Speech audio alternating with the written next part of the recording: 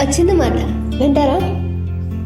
పంజరంలో పక్షిని బంధించి నువ్వు హ్యాపీగా ఉన్నావా అని అడిగితే నేను హ్యాపీగా ఉన్నాను అని చెప్పుదా. సరే నేను బంగారపు పంజరంలో పెడతాను, హ్యాపీగా ఉన్నావా అని అడిగితే నో ఆన్సర్ కదా. బంగారు పంజరమైన, కాస్ట్లీ పంజరమైనా సరే చిలుకని పంజరంలో పెట్టి బంధిస్తే హ్యాపీగా ఉండలేదు. ఎందుకు చెప్పానో తెలుసా? నీ అవసరాల కోసం, నీ కమిట్మెంట్స్ కోసం నీకు నచ్చినట్టు మనిషిని మారమంటున్నావంటే అది తన ఫ్రీడమ్ని బంధించే విధంగా ఉండకూడదు. ప్రేమతో అర్థమయ్యే విధంగా చెప్తే సరిపోతుంది. అందరికీ ఇదే విధంగా వర్తించాల్సిన అవసరం లేదు.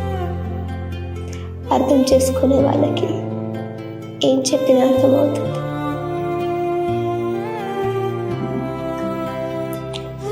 మీకు అర్థమవుతుంది కదా ఏం చెప్తున్నాను అనేది.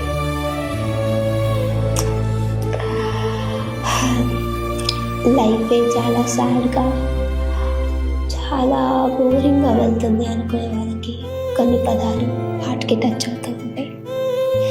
ఆ కొన్ని పదాలు మనల్ని ఏదో ట్రాన్స్లోకి తీసుకెళ్ళిపోతూ ఉంటాయి. వాటి నుంచి బయటికి రండి.